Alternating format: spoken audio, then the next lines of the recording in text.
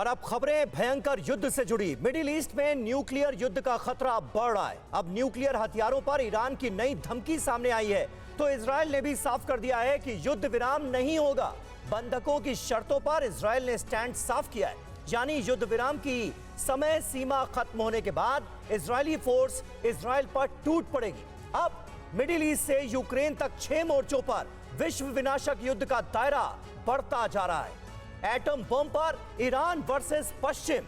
जी हां, एक तरफ ईरान और दूसरी तरफ तमाम वेस्टर्न कंट्रीज। गाजा में 12 घंटे बाद सर्वनाश के आसार हैं। लाल सागर में अमेरिका वर्सेस हूती साफ नजर आ रहा है। वहीं क्रीमिया मतलब एटमी युद्ध। यूक्रेन के 7 राज्यों पर एक साथ भीषण हमले अंजाम दिए गए। यूरोप में जंगी दायरा बढ़ने के भी आसार साफ तौर पर नजर आ रहे हैं।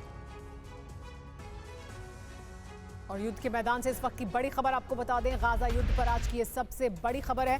इजराइल का बड़ा जंगी ऐलान सामने आया है। युद्ध विराम नहीं चाहता है इजराइल, ये उसने साफ कर दिया है। सीजफायर की समय सीमा नहीं बढ़ाएगा इजराइल किसी भी सूरत में। ज्यादा युद्ध विराम के पक्ष में नहीं है इजराइल, यानी युद्ध विराम को बढ़ाने के पक्ष में नहीं है। युद्ध विराम पर अमेरिका के सामने इजराइल का स्टैंड पूरी तरह से साफ है। इजराइल से अमेरिका ने दो टूक कहा है कि 10 दिन से ज्यादा युद्ध विराम संभव नहीं है। हमास द्वारा 10-10 बंधकों के रिहा करने पर एक-एक दिन इजराइल बढ़ाएगा युद्ध विराम।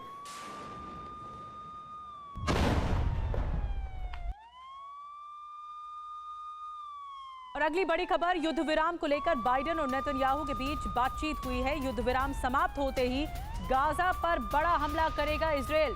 पूरी ताकत के साथ अपने लक्ष्य को प्राप्त करेंगे, ये नेतन्याहू ने कहा है। हमास के खात्मे तक युद्ध जारी रहेगा।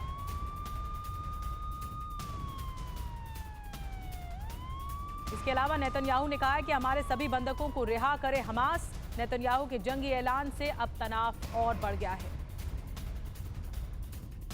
और ज्यादा जानकारी के साथ मनीष झा इस वक्त हमारे साथ जुड़े हैं। मनीष, बातचीत हुई है जो बाइडेन और बेंजामिन नेतन्याहू की, और नेतन्याहू ने संकेत दे दिए हैं कि जैसे ही खत्म होगा सीजफायर वैसे ही हमला कर देंगे।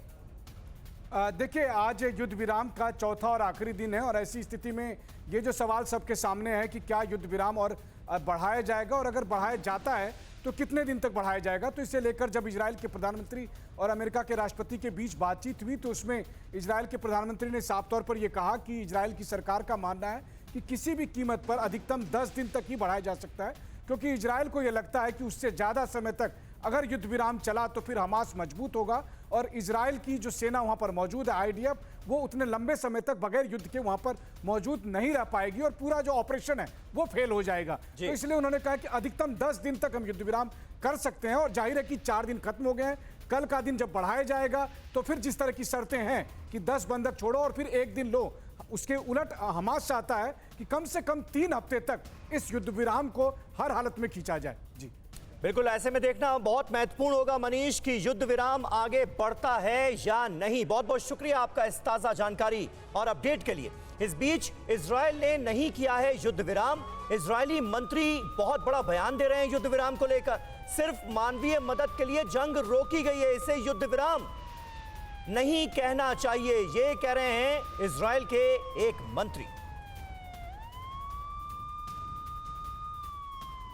Never seen 52 दिन में गाजा तहस नहस हो चुका है। मकान, दुकान, संस्थान, अस्पताल सब खंडर बन चुके हैं। हर तरफ तबाही के निशान हैं। गाजा में जगह जगह मलबे का ढेर नजर आ रहा है। चीख पुकार, भुखमरी और बढ़ती बीमारियां कलेजा बैठाने वाली हैं। इस बीच इजराइल के मंत्री अमिचाई शेखली ने एक बार फिर खुली धमकी देकर गाजा में सर्वनाश के संकेत दिए और कहा, गाजा में कोई युद्ध विराम नहीं हुआ, सिर्फ मानवीय मदद के लिए युद्ध रोका गया। हमास जैसे क्रूर और खूंखार आतंकी संगठन के साथ युद्ध विराम संभव नहीं। कहा, इजराइल नहीं, पूरी मानवता के लिए हमास का खात्मा करेंगे। मानवीय मदद के लिए रुकी जंग को युद्ध विराम कहना गलत होगा। इजराइल के मंत्री अमिचाई के मुताबिक रेड क्रॉस एक न्यूट्रल संस्था है जो इस दौरान काम कर रही है। रेड क्रॉस का अभियान खत्म होने के बाद एक बार फिर भीषण युद्ध शुरू होगा, और इस बार हमास के खात्मे तक जंग जारी रहेगी। हमास के सभी कमांडर्स को इजरायली फोर्स चुन चुन कर मारेगी। गाजा के अलावा आईडीएफ अब लेबनान में हिजबुल्लाह के खिलाफ बड़ा ग्राउंड ऑपरेशन चलाने की तैयारियों में है। सीरिया और इराक में ईरान समर्थित मिलिशिया ग्रुप पर भी सीरियल एयर स्ट्राइक होंगी। गाजा में आईडीएफ ऑपरेशन पर सनसनीखेज जानकारी सामने आई है।